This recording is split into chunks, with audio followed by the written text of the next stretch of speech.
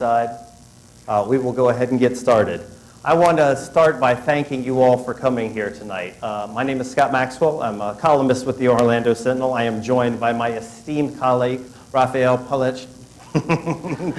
I'm mad at him because he's actually leaving us before too long. But Raphael is our editor of El Sentinel and really plugged into the community, and we are very happy that you are both here tonight. We are also joined tonight by a man who didn't want to be recognized, but I probably should do that because he signs my paycheck. Avido Kahaifa, standing over there side. If you ever have a complaint about me, go to him. So Avido is here. Thank you for being here. Tonight we want to talk because 1 year ago, our community was rocked.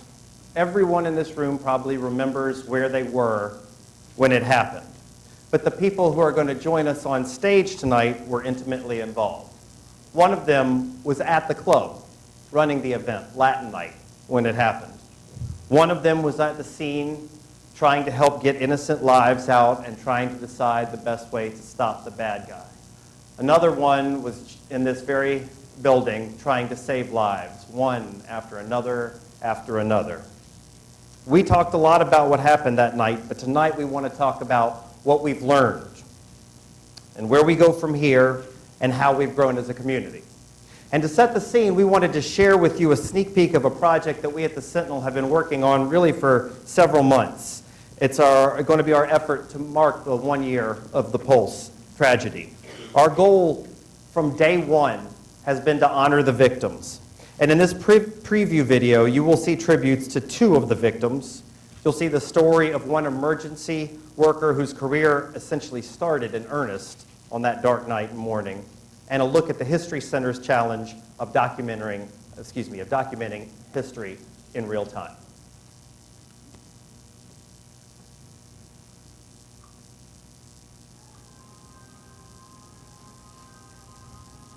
We did everything together.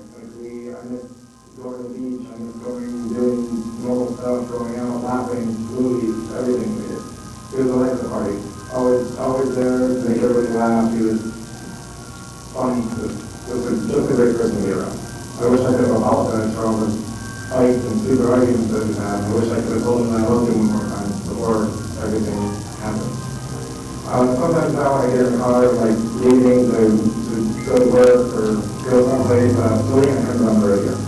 And it's not something that you hear that often. And it was always something I played in Frank's car. But now every time I hear Selena on the radio, it makes me feel.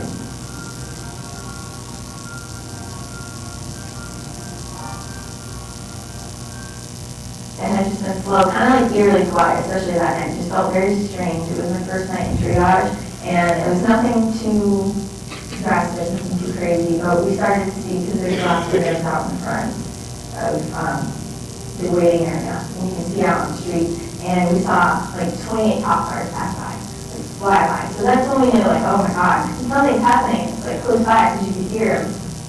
I was within my third semester of nursing school. It was the summer semester. I finished the first two, so I was still training. It was my third week, and I was under my preceptor.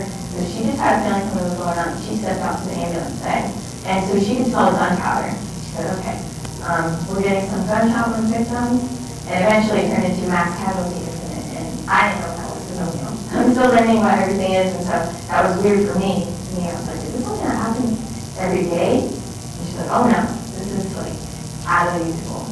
Having it early in my career was a little difficult because I had to adjust to the ER while adjusting to something like that. It showed me that I really am meant for emergency medicine, and I still want to do it, but I think it's made me stronger again.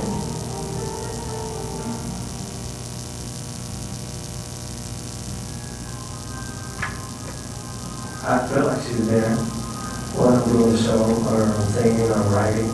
I feel like she's there. It's kind of hard to read it sometimes. She's never really approachable. She never really was approachable, but once that ice breaks, that's why I want to love her so much. I think what we do I miss about her is her laugh, or when she'll get mad at me, we'll fight, and then everyone will be confused because we'll be okay like 2 seconds later.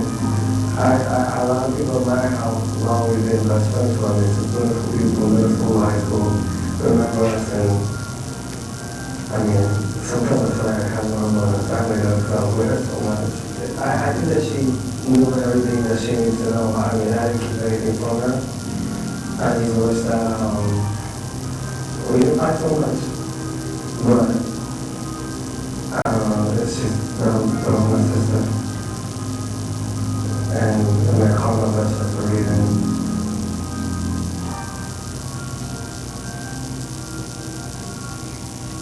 When you think of history, we all think of history. When we think of Abraham Lincoln, you think of World War II, you think of 100 years ago. Well, it's made us rethink what our mission is a bit, and that we have to be a little bit more aggressive as we go out there and pay attention to the everyday to make sure that we are capturing today's history, because it will be history in the future. We're substantially done with collecting, but we're in the preservation process, which is just a small sampling of what we've worked to preserve. That process will continue to take many months. I think this collection shows that the community really came together in support of those people who lost someone, in support of the LGBTQ community, Hispanic community. So I think it really speaks volumes to the strength of Orlando, Central Florida, and how people in so many broken multi-feet win. As we are able to evolve into a digital gallery, which the county should be rolling out sometime in June. We're hoping that some people will go online identifying items that they left at the memorial site to give us some more information on it. The more information we can get about these items, the better. And there are so many stories out there, countless stories, we're sure, that we would love so much to have some of those stories. So at some point we can share them with the community.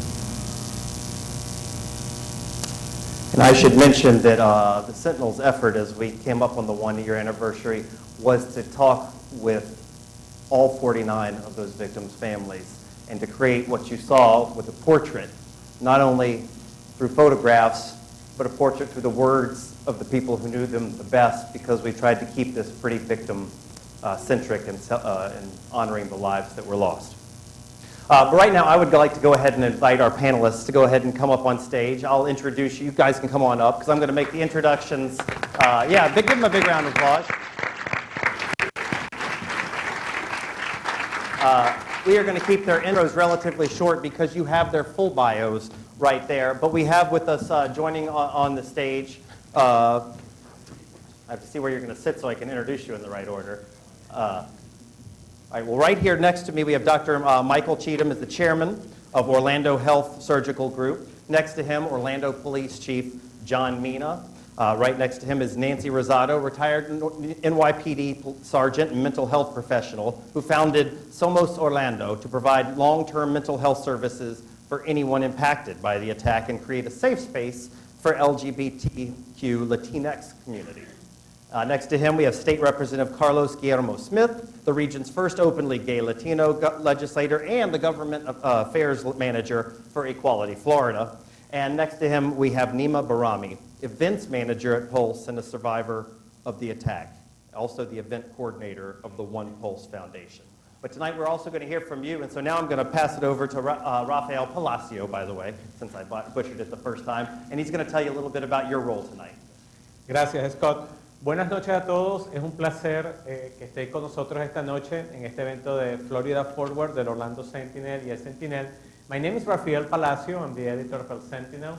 The Sentinel is the largest Spanish weekly in Central Florida. I'm very proud of being the editor and the lead of the team. A small team, but a great team that we put together the best newspaper every week, and of course, the best website in Spanish in town. For some reason, I'm in charge of talking a little bit about the rules or housekeeping, and I said, okay, I'm Latino, so we could be talking a lot about rules and stuff here, but I'm gonna try to keep it very, very short, especially because the chief of police is here, so I'm gonna, I promise. First of all, I want to let everybody know that Orlando Health is providing simultaneous translation for those who prefer to follow the conversation in Spanish. Si hay alguno de ustedes que prefiere usar el sistema de traducción simultánea, Nuestros amigos de Orlando Health han sido maravillosamente generosos en tener un equipo de traducción simultánea para todos ustedes. I think it's great, by the way, and I think it's something that we'll talk about that later, that I can tell you that it's a big difference after what happened a year ago. All what companies and organizations are doing to reach out to the Latino community, and this service is a proof of what I'm saying. Also, for fans of social media, and I know there's a lot here, you guys can follow the conversation on Twitter and Instagram and, of course, Facebook using the hashtag FFPulse. We really encourage you guys to use the hashtag because that way we can also follow some of the questions, get some of the questions, and also for the future I have a track of what you guys thinking about this event. And last, I want to also mention about questions because that's basically what we're here is to have the opportunity of asking questions to our panelists. So the way we're going to do it, and it's the best way, not everybody love it, but we have to choose one way. We encourage everybody to write down your questions or comments in a piece of paper, and if you guys want to write down your name, some of the questions we're going to give you something that, by the way, I just love it. I just found out. And cool. It's not here. Where it is? Oh, it's there. Thank you. That is called, you have to tell me again. What is it? It's called the catch box. Okay. You Thank catch you. it and you talk through it. Yeah. And through that, you guys can ask the question directly to our panelists. The last thing I want to say, I was told, hey, say something about El Sentinel. As I said before, I'm very proud of this product. Almost a year ago, when all this started happening, of course, everybody went to the newsroom to start working for both print and online and inform our readers to what was happening here in our city. And after that, by the way, 2 days later, one of our reporters went to the house of the Flores family because we wanted to talk to them. And something that I can tell you that moved me was that they said to her, which, by the way, Ingrid Cotto is a reporter, they said to her, hey, a lot of reporters have come to talk to us, but we're going to let you get in because we get the paper every week. We know exactly what you guys are for, and we really appreciate what you do in the community. So please come in. And she had the opportunity to talk to the family just 3 days after the tragedy. So that's why we're very proud of what we do in the community. So let's get started. All right. And we're going to ask some of these questions to individual members. We thought we'd start off that way, but some, we want this to be a conversation. So if anybody wants to jump in, please feel free. But Neema, I thought we'd like to start with you. You were the only one here who was there when it all started. How have you come to grips and learned to deal with what you witnessed and were part of over the past year? Well, I have to take it day by day. It's very, you go to a gay club to go to a sanctuary where you can be yourself and be who you are meant to be without judgment. And immediately hate came into a nightclub and took that away from us. So I feel I've been on a journey where I've been traveling and speaking on love and no hate, and working a lot on speeches with soon to be more with gun violence and trying to get control of our gun laws. Also working on our One Pulse Foundation. So I've been keeping busy, and I feel like if I stop, then I let hate win. So I just been pushing forward.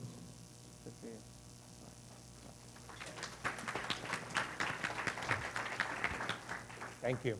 I want to ask a question to our host, in a way, the doctor in the panel. Tell us a little bit about how did the experience affect your team and also affect you personally? Well, I don't think anyone can prepare for an event like the Pulse tragedy. we'd been training for about 20 years for mass casualty events. And that was something that we've done frequently with all of our team members. But we never expected it would be 3 blocks away. And so it certainly had an impact being this neighborhood. We all love to live in Orlando. It had a tremendous impact, I think, on all of our team members, especially because of just how devastating it was and how many people unfortunately lost their lives that morning. But I was very proud of how our team came together that morning. They relied on their training and I think really provided just great care. They went above and beyond. We had 417 team members that came in that morning to help from home when they got called in at 2:30 in the morning. Personally, I think I can speak for certainly most of my partners that it certainly had an impact. It wasn't providing the patient care because we do that every single day. It actually, the impact to us was dealing with the families and friends of all of the victims. It was extremely hard on them, obviously, and that, I think, directly affected us as well. Carlos, Representative Smith, I write a lot about politics. A lot of what happens in Florida politics is pretty divisive. Do you think that politics on any of the issues of race or ethnicity or LGBT issues have changed since Pulse? Well, they've certainly changed for those of us non-politicians.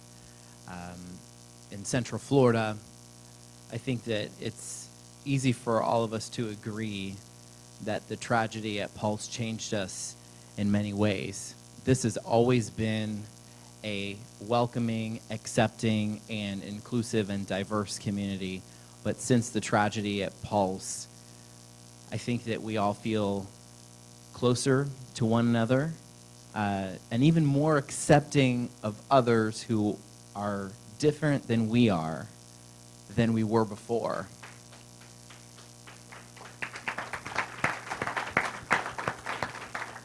And you really saw that in the response, that it wasn't just the response on June 12th or June 13th or in the weeks and months that followed, but really in the last year. But to your question, Scott, has politics changed? It better change. It better change, and there's no time like the present to finally honor the 49 who were taken with action, because there are so many different issues that are invoked by the tragedy at Pulse. I think it's easy for many of us to fall into the trap of describing what happened at Pulse in very narrow ways. It was, in my opinion, a terrorist act.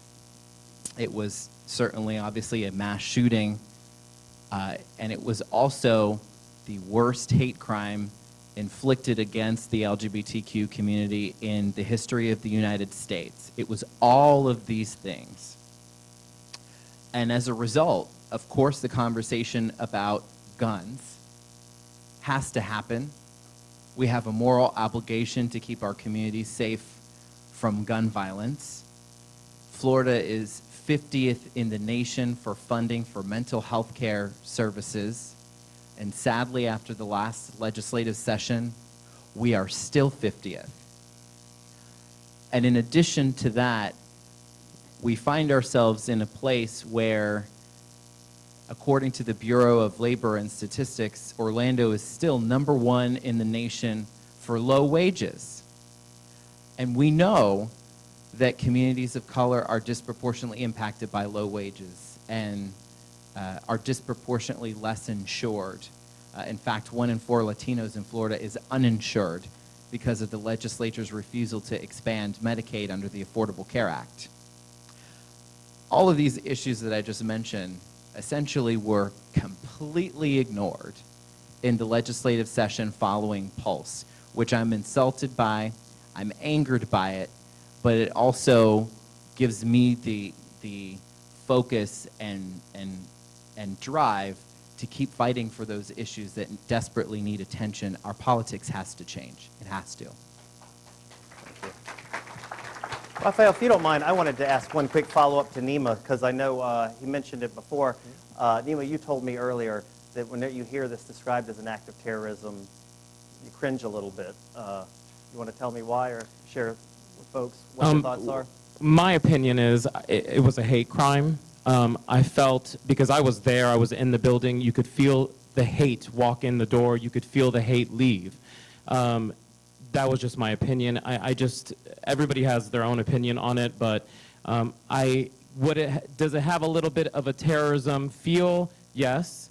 But is it fully a terrorism act? I don't think so. I felt like it was a hate crime. Okay, thank you. And anybody else is welcome to join in. Thank you. Actually, If I could please, just, actually, that was... So this is the FBI's investigation, and they have labeled the incident terrorism. But in conversations with them, and I totally agree with them, that they put it very nicely like this. They say, if terrorism is a hate crime like this is terrorism. So to me, it's one and the same. Many, many people were killed, and it was a tragedy. No matter what the label is, there were still people that were killed.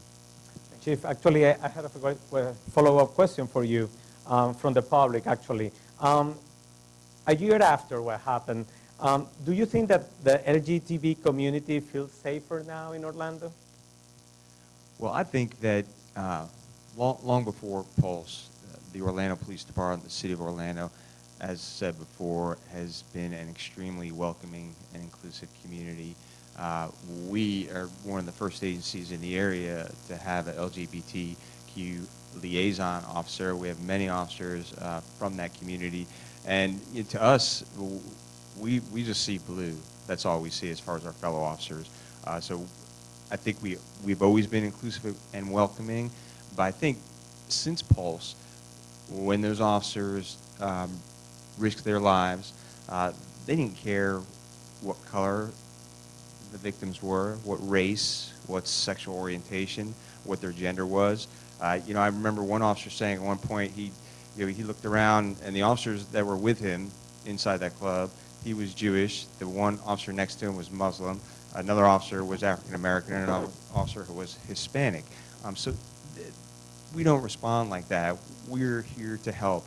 But I think afterwards, that when it was all said and done, the Orlando Police Department, the City of Orlando, reacted with kindness and compassion to both the Hispanic and the LGBT community. And I think people weren't quite ready for that, or didn't realize how inclusive and how welcoming we would be, and really saw us not as robots, but as human beings, just like everyone else.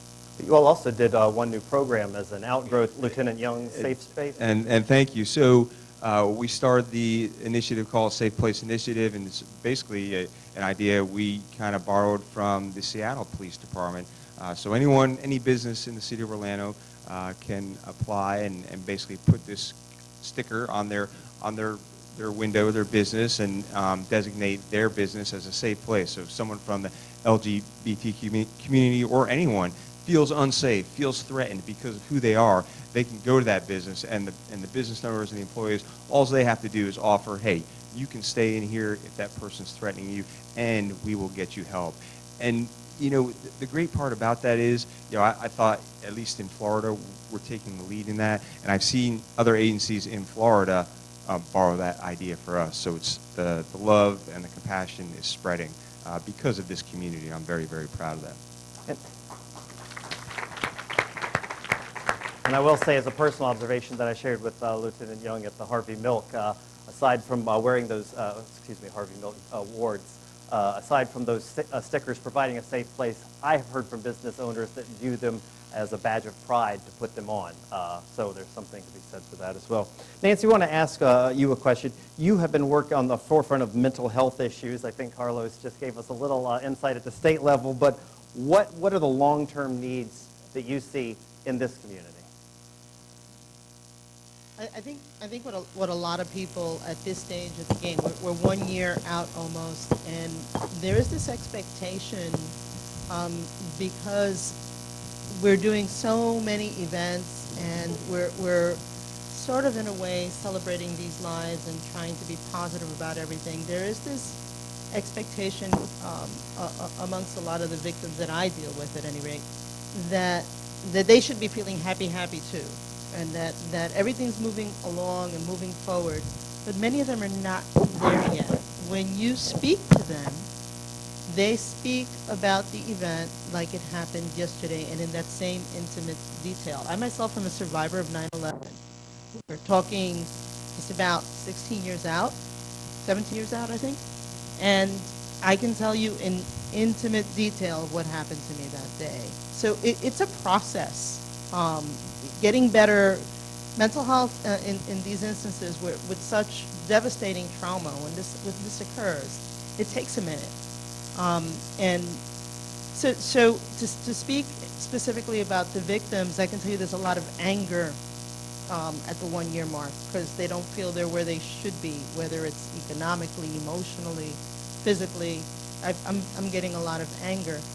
By the same token, when I'm with the community at large, it's the opportunity they've faced a challenge. A lot of people have stepped up, whether it's been legislatively, on the police front. A lot of people have stepped up, and it's really a beautiful thing to see everyone trying to deal with the problem appropriately. And it has unified in many ways a lot of the intersections here of all these communities. So where mental health is concerned, this is going to be an ongoing process, because those who are not hurting today, we have a saying, it's always pay now or pay later. So those who are not maybe hurting today that way will be hurting tomorrow. Trauma will come back to you 5 years from now, will come back to you 10 years from now, but it will come back. It leaves a lot of triggers, almost like having a splinter in your finger, and something suddenly just hits on it, and you're reliving the event. It's like a what's that VCR? Dating myself, right? DVR. A DVD player that you cannot turn off. Imagine yourself driving, you stop at a light, and suddenly you're reliving something, and you cannot stop it.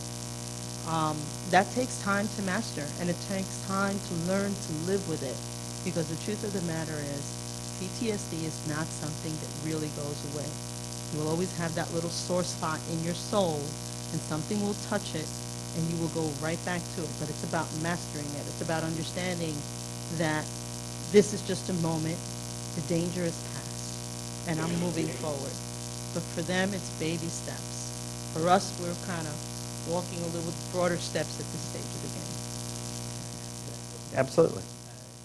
And I appreciate that Nancy brought up PTSD and things that can be triggering, particularly around the 1 year mark, or around the release of new information and footage related to the tragedy. I think it's important, especially in this venue, and I'm not going to exempt our hosts at the Orlando Sentinel from this critique, but the media has, especially in moments as sensitive as these, a responsibility and a moral obligation to protect those who have been impacted by this tragedy by not putting out footage and sounds and sights without warning. The new footage that has just been released in the last 24 hours from body cam footage has certainly been edited and has redacted what we would define as graphic or gruesome video. However, that is not carte blanche for the media to just replay and broadcast these clips, because the sounds and sights, while they might not be gruesome, are very triggering to not only first responders, but also the survivors and family members who hear things in the videos and body cams, like the ringing of a cell phone, the ringing of several cell phones in stereo in the pockets of the 49 from their loved ones who are trying to find them desperately, and those phones will never be answered.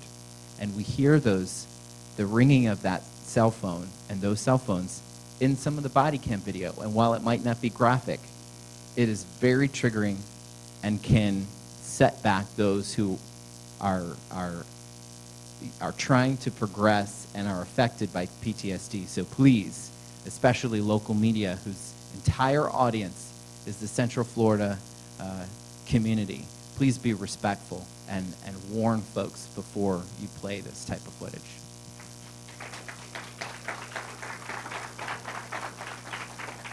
I'd like to add one more thing, and I'm going to take you back to 9/11 for one moment. Remember when the second plane hit, how many people watched that on TV live? How many more people were impacted by that footage?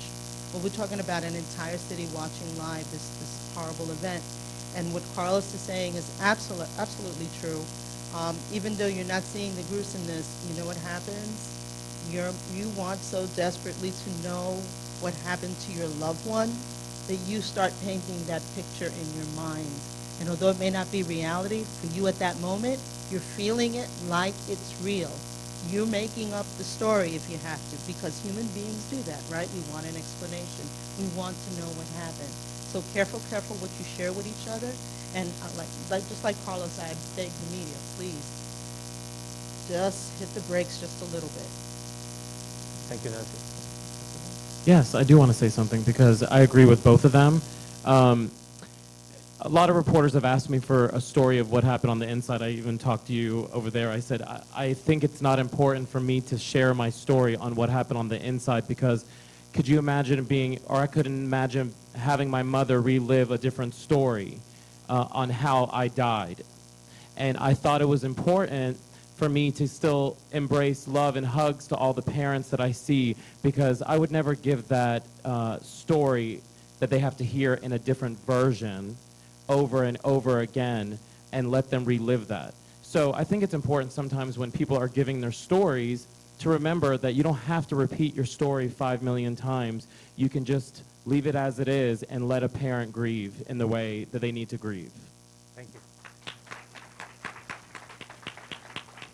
Chief, many questions from the audience have to do with security. And if I may say or may add something, it's, the new normal is going through metal detectors to see a play at the Dr. Phillips. And of course, if you're going to go to one of the theme parks in the area. So that's kind of the new normal. So some of the questions have to do with, is that what we're going to keep seeing here in Central Florida, more metal detectors, more security measures when you're attending a public event? Well, certainly our world has changed drastically over the last 5 or 10 years. And it just seems like every time you turn on the news, there's another incident around the country. I think people should be aware that as far as law enforcement, local, state, federal authorities, along with private security for these venues, work very closely and are constantly sharing intelligence, reviewing security plans for specific venues. Now, there are some things that, I was on a panel last night and the subject of magnetometers and metal detectors came out. That wouldn't change a thing at Pulse, in my opinion. That person was determined to kill as many people as possible and would not have let a magnetometer stop him from doing that. Now, that being said, there are things that need to be put in place, security measures, ID scanners, magnetometers, but the biggest thing we ask is that, and I relate this back to crime and how we solve crime. The vast majority of crimes that are solved are not solved by the police officers. They're solved and people are arrested because people in the community picked up the phone and called and said, you know what, I saw a person near my neighbor's driveway and they look suspicious. So we need to be just as suspicious when we're out and about. And think of at one of those venues, there is a huge law enforcement presence that you will see and some that you will not see. Snipers, undercover officers, K-9 teams. Sometimes, depending on the venue, in the hundreds of officers and then private security. But then think about the tens of thousands of people that come.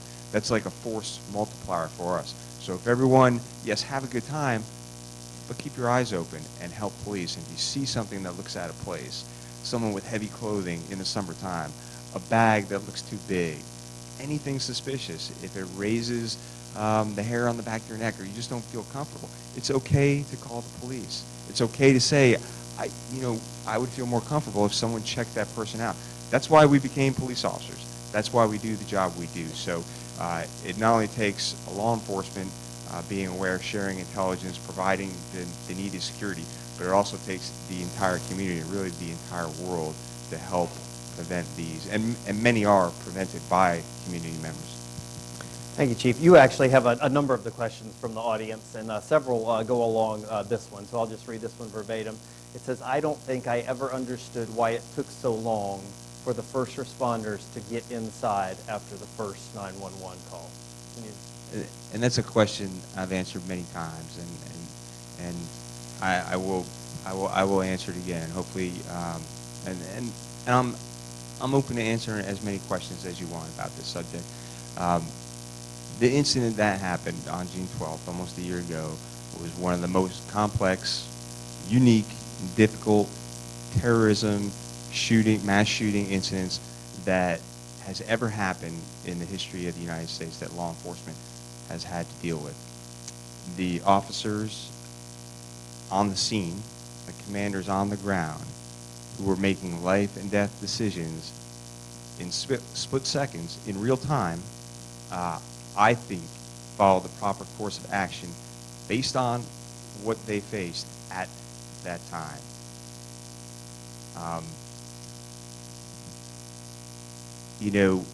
It was an extremely difficult situation. It is easy for all of us to sit here in this nice quiet room and second guess the actions of law enforcement. Frankly, in law enforcement, we're used to that. People second guess the actions. But those officers faced quite the ordeal. And a lot of the things, shortly after it was over, there was this false narrative pushed. And some people still believe that the officers never went inside, and that's absolutely not true. So when officers responded within minutes and heard those gunshots, as soon as they had enough people with them, one or two officers isn't going to go in by himself. So remember this, though, hearing that gunfire, and unfortunately we have heard the gunfire from the body cam footage, officers knowing there was someone inside with a high-powered rifle. And put yourself in the shoes of police officers. So they didn't know how many gunmen were in there. They didn't know if this was a gang fight, people shooting back and forth. That we've responded to those before in Orlando. They weren't sure exactly where inside the club was coming from. But even though they knew how dangerous it was, they were inside that club within minutes while the shooting was going on. As soon as they entered, the shooting had stopped. And you've seen some of the body cam footage now. They got in there, it's dark, the shooting had stopped. They're confronted with people who are hiding. They don't know if that's the suspect. They don't know if that's a victim. A lot of dark corners, dark spaces. Not exactly sure where the suspect is. Basically risking their own lives for the people inside. And within minutes, realized that the suspect was contained, barricaded behind a closed door with multiple hostages in the bathroom.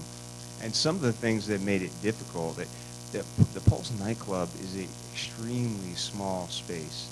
It's extremely small space. That made it very difficult for us. The other thing that was difficult and challenging, and at first they didn't know which bathroom he was in. We were getting a lot of information from people from inside through text messages and through friends and family, which really helped us locate where he was. So after they had searched the entire club, they kind of narrowed it down to the hallway with the two bathrooms, again, getting information from people where exactly he was.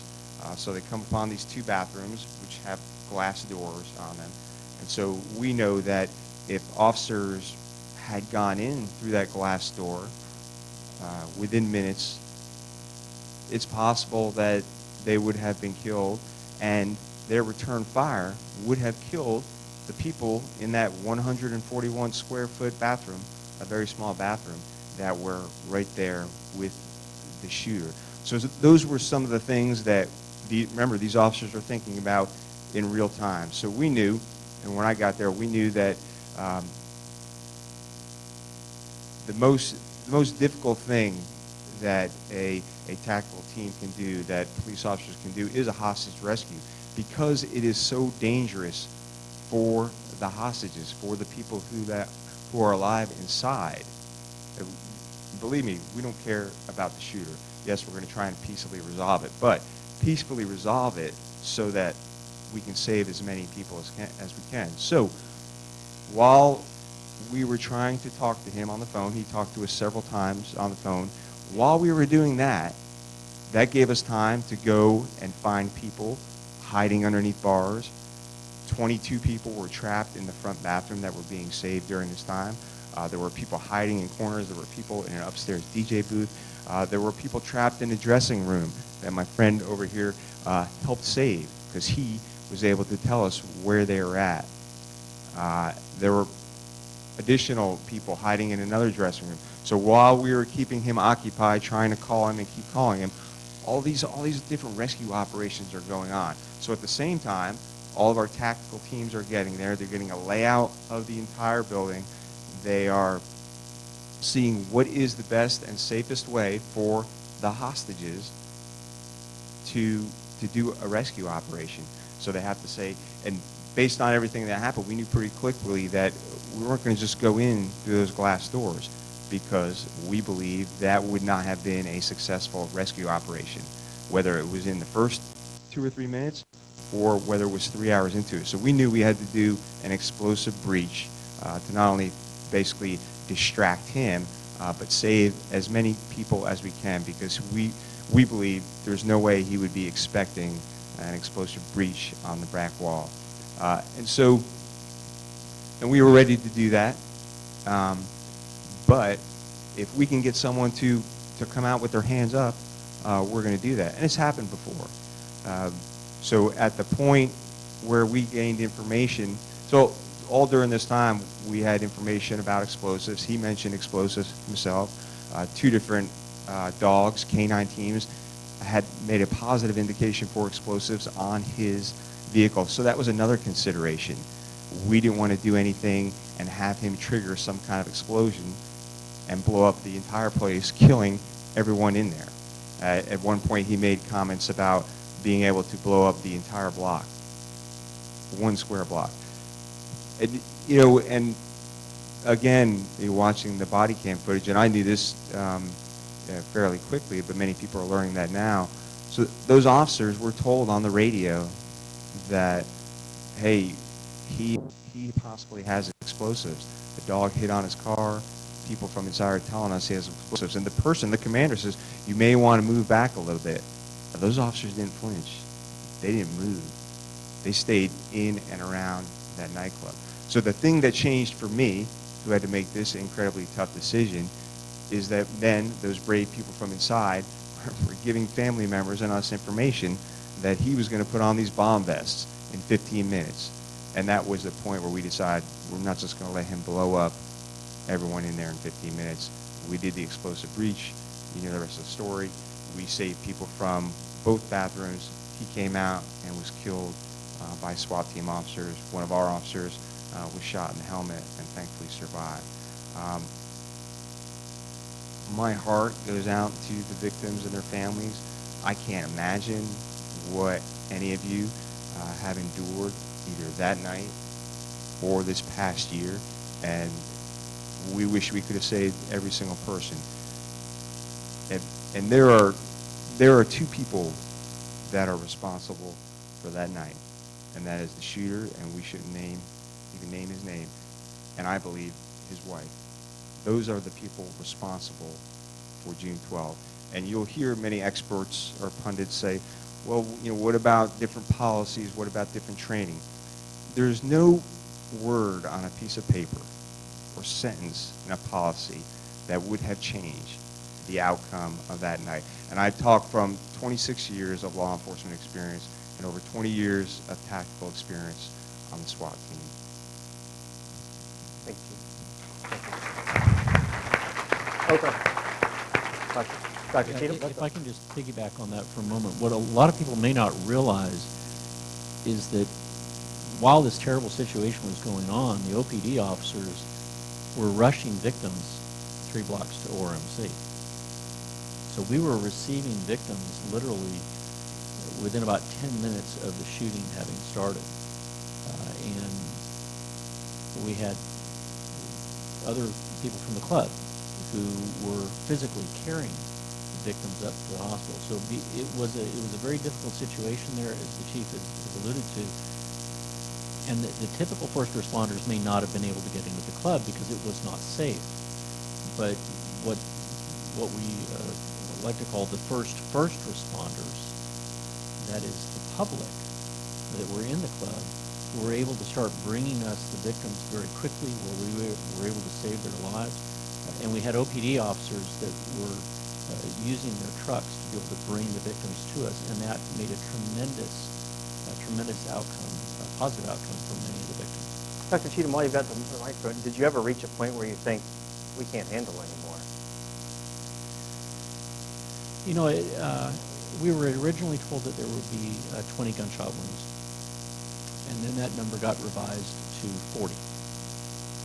And we began to wonder, do we have the resources to be able to handle this many victims? I don't know that there's any trauma center in the country that has received 36 gunshot wound victims in 36 minutes. But we had so many people that came in, and we relied on our resources from the other hospitals that are on this campus, Arnold Palmer Hospital, Winnie Palmer Hospital, as well as ORMC, that we were able to ramp things up very quickly. And so at no point were we ever overwhelmed. Now, we then got the word after the breach had occurred that we could expect a third wave of victims.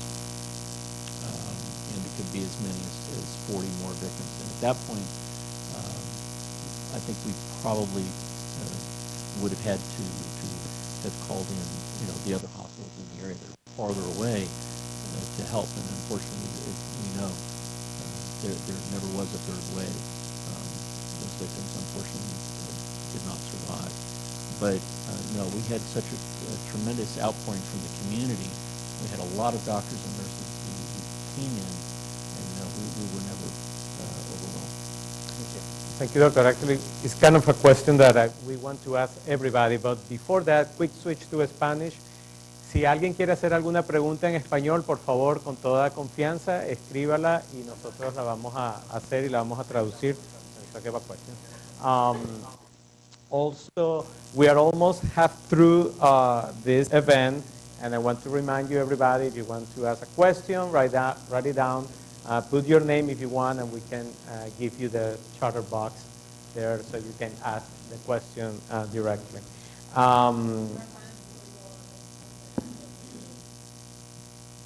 This is kind of important. I'm going to put on my other hat, my former NYPD hat. When an emergency situation comes up, I mean, we're trained and we're trained and we're trained, whether it's for terrorism, whether it's for the ER. We are super trained, but every situation comes with this big bag of nuances that you have to be so fluid, and I think that's something that these two gentlemen really were outstanding at that evening and that morning, in shifting weight from one foot to another to keep their balance, because that was an ever-changing night, and they kept meeting the challenge over and over again. Each one, we can practice this till the cows come home. At NYPD, Lord knows how many things we didn't practice regarding terrorism with the first attack on the World Trade Center in '93. But when a plane hits a building and then another one comes, who is ready for that? And you saw people, not necessarily the big chiefs, but you saw folks making decisions on the ground that normally would not be in those positions of power. And yet, using every resource they had in them, they met the challenge. And for that, I can safely tell you, watching it from afar, that it was amazing that things went as well. And even within the time frame that's so repeatedly questioned, it is with an abundance of caution that this was handled. It was just absolutely beautiful. Thank you, Nancy. What I wanted to, sorry, to wrap up, I wanted to say again, if you have questions, let us know, because we have to wrap up the event at time at 8:30. We have a question for everybody, and we want you guys, because basically we want to know what has moved you the most about the response from the community after that. A year ago, share something with us that you think, oh, I was very impressed by this. Neema, you first. I think our world has accepted us more, especially in the LGBTQ community.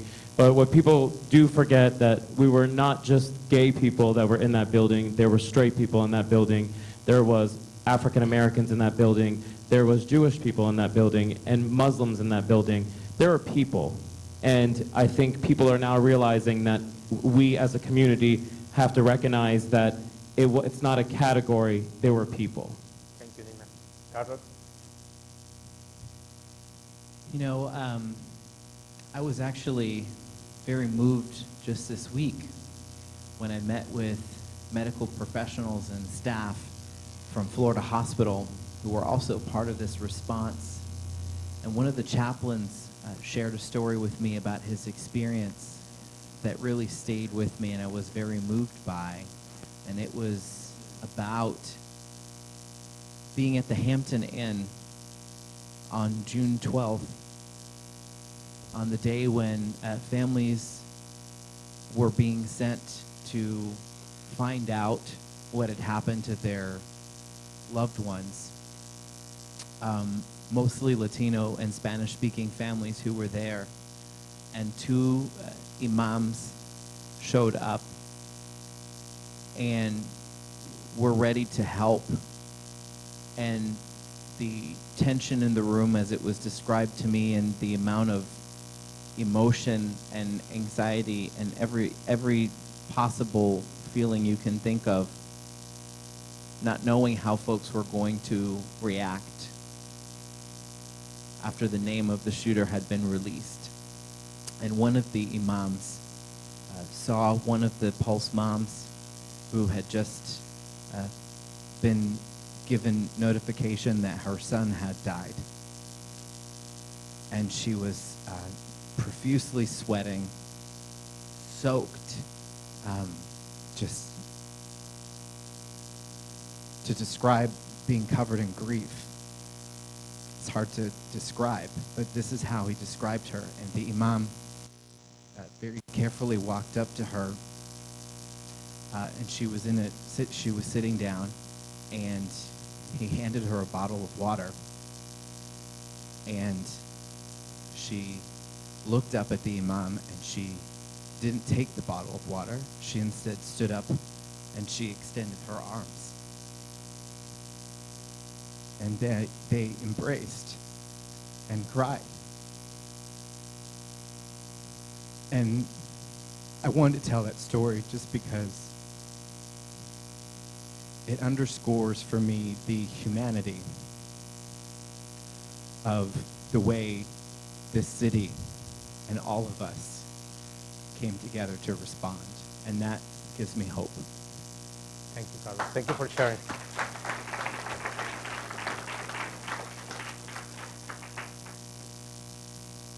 For me, it was when a 90-year-old woman walked up to me and asked, how can I help? What can I do? And in my ever-loving New York way, I said, I don't know, what can you do? 90. Okay. So she thought for a moment, she says, I think I can make a quilt. I said, well, have at it, go ahead. And all on her own, she went online, on special paper, printed a picture of each one of the victims, went out and bought a bolt of fabric that was rainbow, and created this quilt. Turned it over to me and said, now I want you to get everyone to sign it. By everyone, who do you mean? He says, everyone in the world if you can. Okay, tough task. But, you know, and not to go with party affiliations or anything like that, knowing that she was very, very much enamored of President Obama at that time, that became the mission, because she was diagnosed with cancer shortly thereafter, and she's a short timer now. But someone sitting here was able to get that done for her.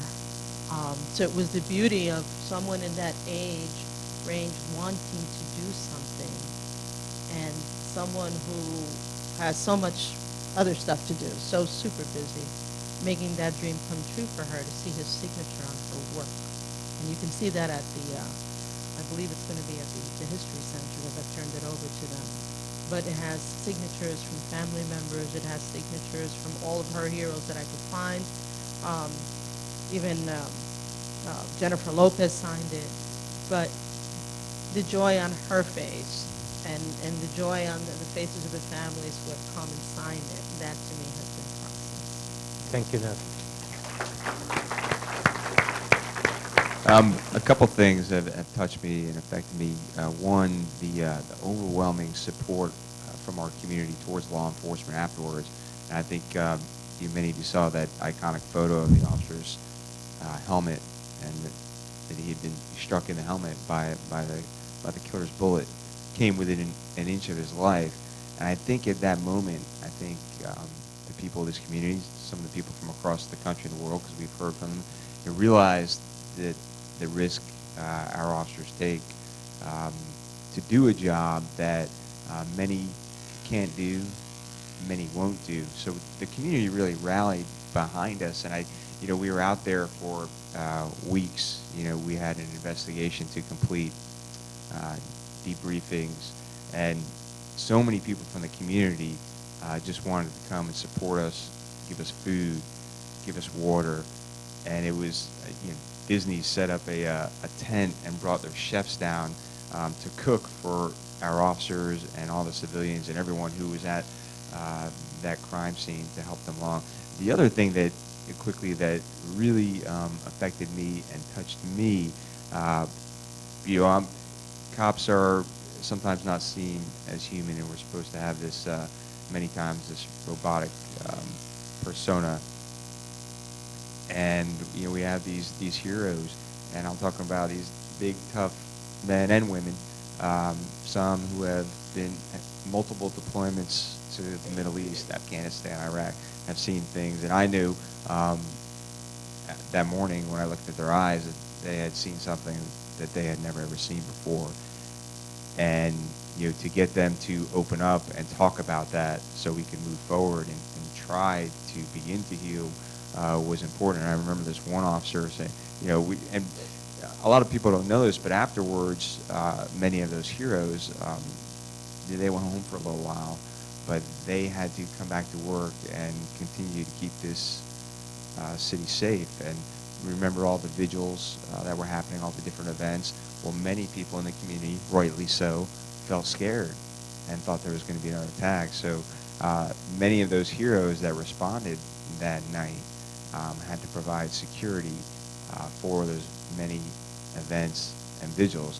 So they didn't really have time to reflect. But one officer, this big tough guy, he told me he was fine until his mom, who doesn't even live in the same state, she sent him this text and said, how are you doing? Are you okay? And he told me he just lost it. This big tough SWAT guy just, was blubbering like a little boy because his mom was checking on him. So that was my moment. Thank you, Chief. Doctor? I think the thing that has struck me is it doesn't matter what time of the day or night you drive down Orange Avenue. There's barely a moment that you do not see someone at pulse. Paying respects, leaving flowers, leading some form of remembrance of the event. And that, I think, is a sign of the impact that it had on the community. It is a sign love that is had by not only people from Orlando, but literally people from around the world. We've had the opportunity to go there and talk with some people who basically come to Orlando and make it a point to go to Pulse because they want to remember those. And I hope that never stops. I really hope that people will continue to go to the Pulse site and remember that day so that hopefully we can do something to try and prevent something like that from ever happening again. Thank you. With this, I've got a follow-up that is very much related, and we're going to use our cube, I think, because this awesome. person Where's the cube? put their name down. John Lofton. Where's John? Here. Oh, there you are. John, we're going to let you throw the cube to John. I'll give it back in case you've forgotten what you asked because I think it's relevant to what you all were just talking about. Thank you very much. My name is John Loughton. I'm here as part of an international delegation from the United Kingdom to listen, learn, and reach out, exploring cultural values in the USA. And we're all YouTubers, we're activists and organizers. I was taught very young that no one or nowhere is an island. We're all connected. And I believe that an attack on a safe space anywhere is an attack on a safe space everywhere. And we grieved and we learned and we reached out with your community in my home city of Edinburgh, in Scotland, in London, and all over the world. My question to you is, were you aware of the international response to what happened here? Did that matter to you? And what would be your short and simple message from tonight, 1 year on, to the global audience who deeply cares about what happened here? Well, for me, right from the very beginning, there was a huge international presence, at first in the form of media. And I'm sure some of you have seen those aerial photos of all of Orange Avenue, just tense, and I've never seen so many cameras in my life. And so that international media that was here and our national media was able to spread the word and the news about what had happened to the world. And immediately, our police department began to hear from around the world, from different police departments, emails, letters, care packages from all over the world. And, you know, that was something that really hit me. Like, wait, this is huge. This is a horrific tragedy. But we, at least me, I felt the love and support from all over the globe, it seemed like. And whether I saw it on TV, whether it was directed towards us at the Orlando Police Department, the city of Orlando, you know, I think Orlando knew we were not alone in this. So thank you. And I think Neema probably might have some other thoughts too, since you've been traveling. It meant an incredible amount to not only see the images of solidarity and support internationally, but to see that the international community followed Orlando's lead and letting the visuals from the tragedy in Orlando be rainbow colors. It was very important to see that around the world, because I think that LGBT people in many areas of the world look to places like the United States and Europe as more accepting of LGBTQ people, and when they saw something like this happen in a place like Orlando, it shook them at their core. And I think that the community that I'm most worried about is the LGBTQ youth who saw what happened at Pulse, and it may have validated fears or concerns that they couldn't live happy, healthy lives as openly LGBTQ people. And I think my response to that and the message that the international community showed of solidarity and pride and support for the LGBTQ community is that even in a place like the United States, hatred and bigotry still exists. But the way that we respond to that and to push back on that bigotry is to live our lives honestly, openly, and authentically. And that's the best way to combat that hate. And I think the international community did a tremendous job of helping us underscore that message for our young people. Thank you, Carlos. Neema? I love that word you said, taught, because there's two things that changed me. One was a photo that was sent to me by a 9-year-old boy in the Middle East holding a rainbow that he painted. That changed me. Being Middle Eastern descent and coming from a family from the Middle East, it really opened my eyes to see that there is people in those regions that actually love like I do. And another thing that changed me was 2 days after the tragedy, I opened my front door, and on the doorknob was this beautiful heart made out of felt. And 3 kids that their aunt lived in my neighborhood, they came to my door and hung that heart and left me a message that said, "Love is free, so is this heart." And I immediately said, who left this heart? I got to know these kids, right? And so then I get a knock on the door a couple days later, and I open the door, and it was the mother of the 3 kids. Her name is Amanda. She's a teacher in Orlando. And she taught her children to love, because that heart was a symbol that she did not know that those kids made and hung on my door. They knew that I was a part of that tragic event. They saw all the news cameras outside my house. They saw all the survivors and our Pulse employees coming to my home for supplies as a safe place. They saw the comfort dogs outside of my home comforting people. From that heart, we built this amazing charity called Hang a Heart, where the kids come into a group setting where they don't know the children that they're about to meet. And we put them into table settings, and we get them to start having conversations with conversation books to teach them that love has no boundaries.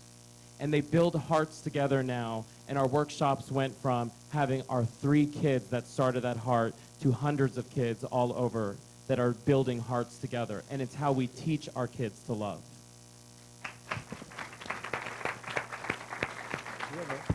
And John, I wanted to share one other little thing from our personal point of privilege. At the Sentinel, we worked about 24/7 for a couple of weeks on this, and I got to tell you, it's an ugly thing when you're doing nothing but talking to people whose wives and husbands and children have been killed.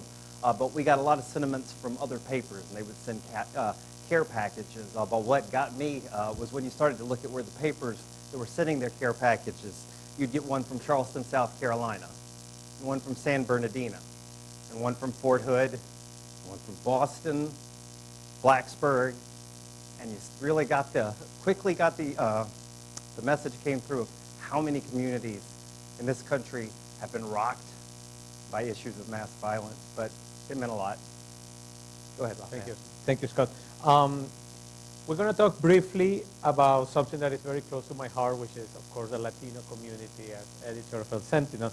So I want to ask both Nancy and Carlos, if you could tell us a little bit how the Latino and gay community in Central Florida, you think, changed after the tragedy on Pulse, and if you think that today it's easier for young gay Latinos to come and move here, especially also with all what's happening in Puerto Rico. If you think that after what happened a year ago, if it's easier or they have thoughts about not coming to Central Florida. Well, the reality is, and it's important for folks to understand, that queer Latinx identities are unique, and the LGBTQ Latino community of course, has been deeply impacted by this, but we need our own safe spaces that are not just nightclubs, although Pulse was one of those places, and the tragedy happened on Latin night. And the reason it was such a popular night is it was important in particular for young, queer, Latinx folks to come to a place where everyone looked like them, spoke their language, listened to their music, loved like them. And traditionally, the infrastructure of the LGBTQ community, which we know is very well organized, has not been as attentive to the needs of communities of color within the LGBTQ community. I think that one of the silver linings from this tragedy, although it was much needed before June 12th, is that new organizations to address the needs of queer Latinx youth have emerged. Organizations like Proyecto Somos Orlando, Nancy will speak to that, providing direct services in culturally competent ways to the Latino community. Q Latinx, which is creating a safe space for this exact same community and population, not in a nightclub, but in places where we can have open and honest dialogue to learn more about ourselves and what priorities and needs we have as our own community that need to be addressed. But how did the community change? I do want to say that I'm proud to have seen how communities, Latino communities of faith, have come together, because in the weeks that followed, I made my first trip to a Pentecostal evangelical church. And it was an interesting experience. I wasn't sure what to expect. But when I went there, and the entire service was in Spanish and translated in English as well, I was very moved by the words that were being used, the inclusivity of how Hispanic evangelical Pentecostal pastors even were saying that the doors of their church are open to the LGBTQ community and that they would welcome our community with open arms. As someone who was raised in a more socially conservative Latino culture and family, I understand that baby steps in this way, they're not baby steps. They're monumental steps forward. And I think that that's one of the things that I'm most proud of, is seeing those Latino communities of faith really embrace the LGBTQ community. And I hope that it can continue in the future. Thank you, Carlos. That's good. Thank Great. you. Nancy. I just want to paint a little bit of a picture for you. That morning when my phone started going crazy, my usual routine is to go to church. I set out to church, but simply veered off the highway straight to the center. Said hello to all my friends, hugs, kisses. Everybody was in, go, go, go mode. How do we do this? How do we handle this? There's water, there's food coming in the door, much like we're doing this. All of this activity, and we're still not quite organized. And I said, fine, you know me, you know what I do. Give me a call. I go to the hospital. A totally different world. It was like, in a very sad way, maybe Thanksgiving at my house. I was with my family. And that's when it hit me how different the group over at the center was from the group here. While there were a couple of Latinos over at the center, it was nothing like what I walked into. The contrast was very harsh to me. The fact that everything was being said in English was very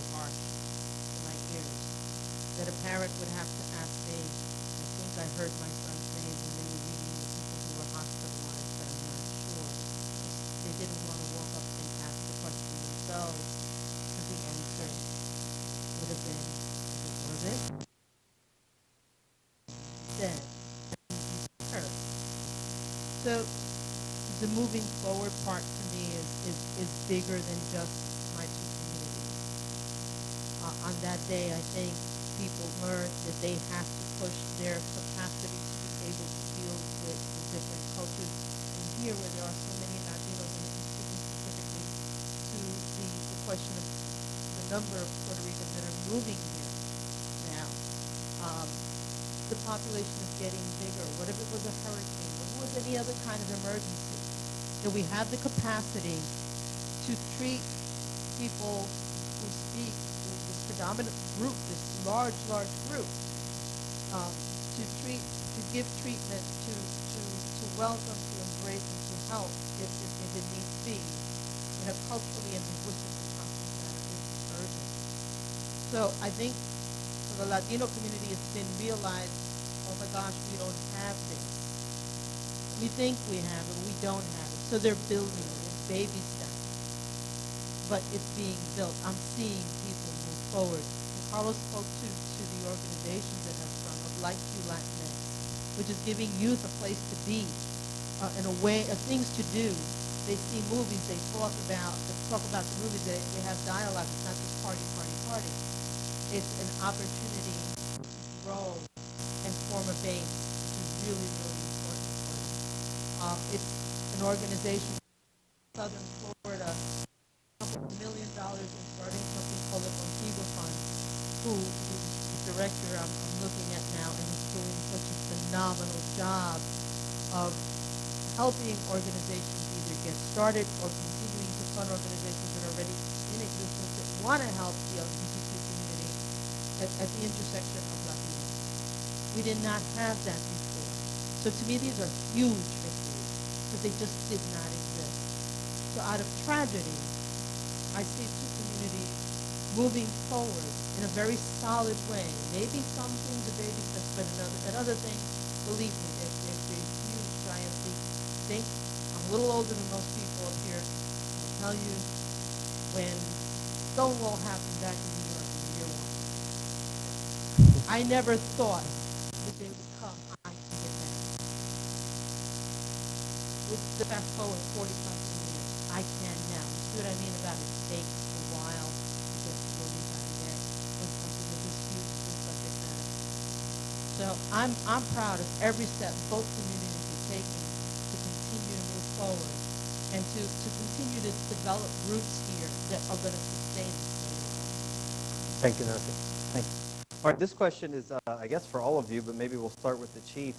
And there were a couple of variations of it. Simply, do you feel our city is safer today than it was the day the tragedy happened? Our city is very safe, and I think we're very fortunate in the Central Florida area because all of the police departments, you saw it the other night at the airport, a quick response, not only by the Orlando Police Department, but by the Orange County Sheriff's Office and all the local agencies.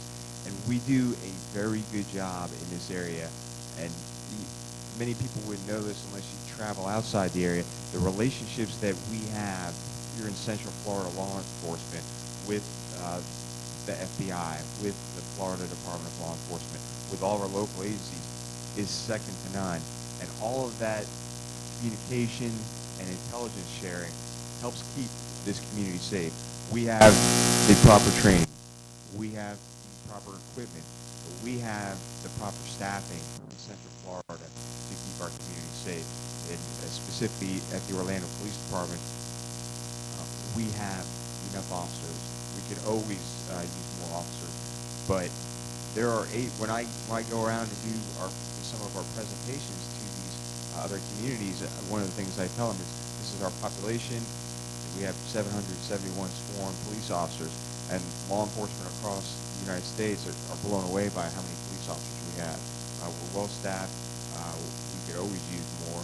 Any chief in the United States is going to tell you that, but I feel that this community is safe, and more importantly, the police officers assigned to this area, they will continue to risk their lives for the safety of this community. Neema, maybe you can answer from the other perspective also. Do you feel safe in the community? I do, and I think I got to work a little bit with the police department that night and our law enforcement, and I think they did an amazing job. It bothers me when people do that shoulda, woulda, coulda, you know, and I think that we are missing the two words that we need to be telling our law enforcement is thank you. And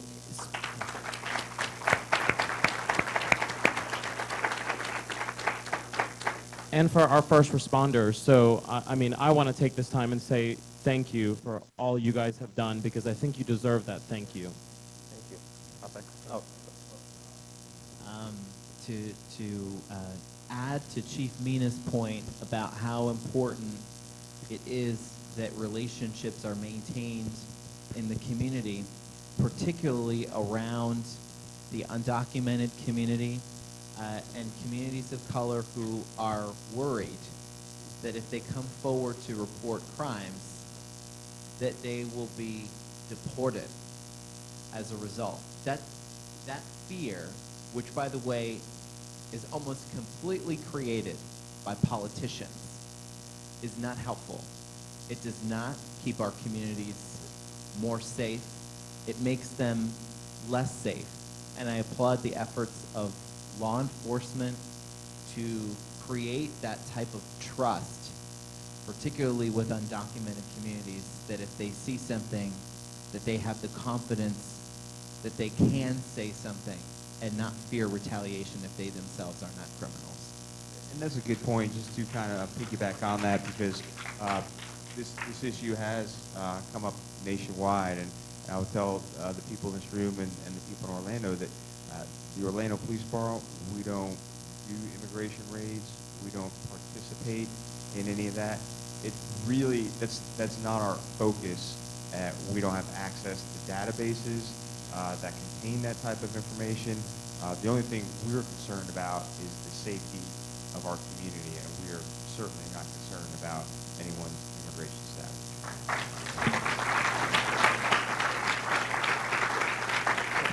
Thank you. By the way, I feel very safe, but if we don't wrap up in 10 minutes, probably not anymore. All right. So we have one question from the audience. Nancy Batista is around here. Nancy? Good catch. I'm glad I caught that. My name's Nancy Batista. I'm here on behalf of the Hispanic Federation and Proyecto Somos Orlando. My question is in regards to, and I know Carlos touched base on this, it's in regards to the footage, the body cam footage. With regards to media groups, is there any social responsibility that you think, or that any of the panelists think, that they should take on with regards to providing resources in terms of triggering what's happening now? We're getting a lot of cases where survivors, you know, they saw their faces on there and they did not give, you know, authorization to have their faces out there. Is there any social responsibility that they should take? Speaking from the City of Orlando perspective, I know that in the state of Florida, we have, you know, public records laws that we have to apply to, and we're always giving public records at the request mostly of the media.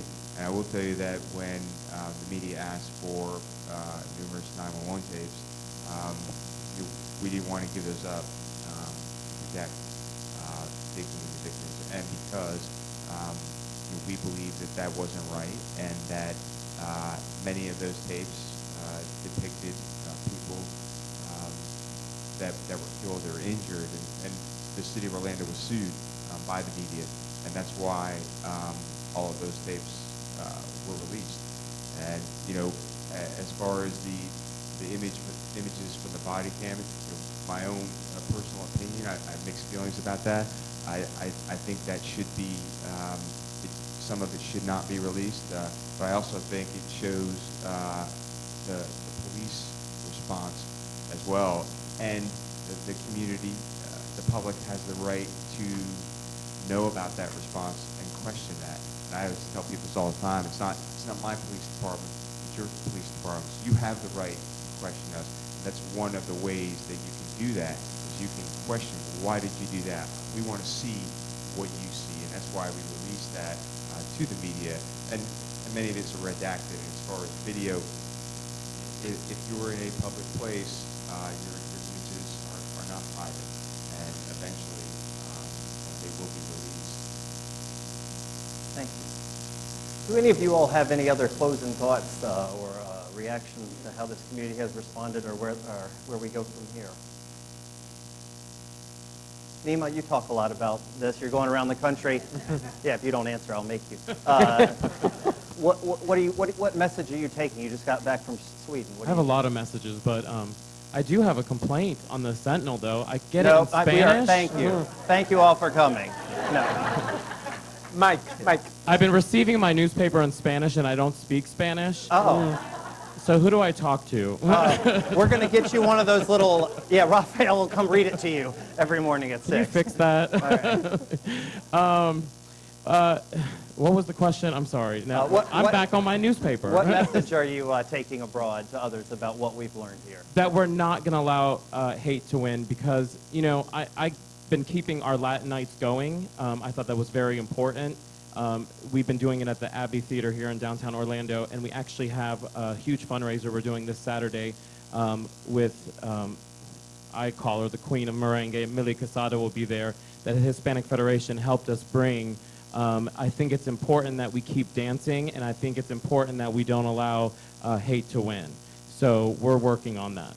Thank you. Carlos? My message is to a community that is still grieving and healing, that this process will take a lifetime, but that there are a substantial number of resources out there that you can get help. If you're suffering from PTSD, if you need a grief counselor or any type of counseling, there are organizations like Proyecto Somos Orlando, the Central Florida Mental Health Care Association, Two Spirit, which specializes in treatment of the LGBTQ community, the PTSD clinic at UCF Restores, run by Dr. Deborah Bedell. There are many, many, many more resources that are out there, and the Orlando United Assistance Center is a place that you can go to find out where you can get the help that you need and deserve. Thank you. Anything else? I'm just going to tell everyone to be patient. Be patient with yourself, be patient with the process. It's been a year. There is no schedule for grief. There is no schedule for getting over trauma. The clock will keep ticking, and you will get better when you get better. If you need help, Paula said, reach out. There's anything out there. So be patient. Mostly be patient. And for those of you who are people of faith, keep praying. Understand, much like we have done a good job of sharing our challenges on that night and afterwards with the rest of the law enforcement community. I think as now being one of these communities impacted, like Sandy Hook, like Aurora, all communities that reach out to us as well, I think Orlando, now we have the responsibility to, because unfortunately this will happen, there'll be another tragedy, just like there was in Manchester. It's now our responsibility to pass on our experiences, help that next community get through it, and show them the love that we received. As a matter of fact, we have an officer who's traveling to Manchester next month, and he's gonna bring some tokens from us and kind of visit that. Dr. Chief? I think what you saw this last year was how a community came together. I really like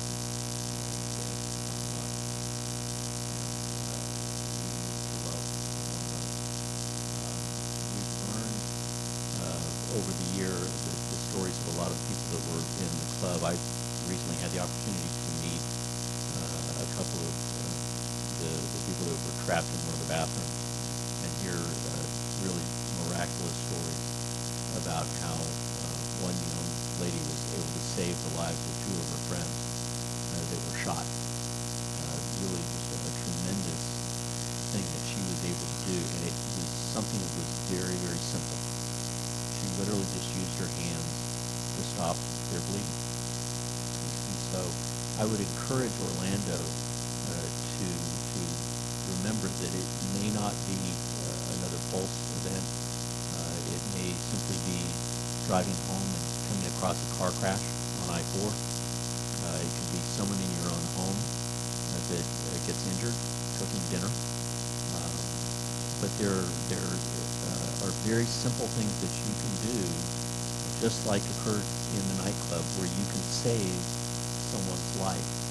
And so I would encourage you to learn how to do some of these very simple things. There's a brand new course called Stop the Bleed that actually came out right before Pulse. And we've been working with Orange County Fire Rescue, Orlando Fire Department to bring this into the community. It's about an hour and a half long course where you just learn simple things that you can do yourself of any age. We're going out and starting to teach this in schools where you can equip yourself to be able to save a life. There's no reason that someone should ever die of bleeding. And I think we saw in Pulse how the victims that were in the club, they used what they had to be able to help one another. I think Orlando as a whole, we all need to help one another. Thank you. All right, I want to send you all home on one more inspirational note, and I want to tell you a quick vignette. I have gotten on a weird habit in the last couple of weeks of when I see someone who still has a sign, an Orlando United sign, in their front yard, I'll just stop, which, by the way, is all kinds of stalker creepy. And I'll knock on their door, and the question I've had is why, a year later, do you still have this up? And I've met some interesting people and had a few restraining orders. But I've also dropped a card off and said I'd be interested in your story if you'd tell me. And just today, I left this one 3 days ago, I got an email from one woman, and I got it right before I came here, and I just wanted to share why she's about 8 miles away up in Seminole County, why she has the sign up. She says, excuse me, I was not directly affected by the tragedy, but I have 2 young kids. And on the night it happened, I sat there sobbing because there were 49 mothers who would never be able to hold their children again. I think the main reason I keep the sign up is because of my children. I'd like to think that by seeing the sign out there every day, they remember to love each other and the people in their community. We may not have known a victim personally, but we were only 7 miles away, and we are choosing to look at all the good that has come out of this. As a result of this, we try to love a little harder, laugh a little louder, and definitely live more kind because of it. I talk about some light coming out of something dark from this. So thank you to all 5 of you for joining us, and thank you for all coming.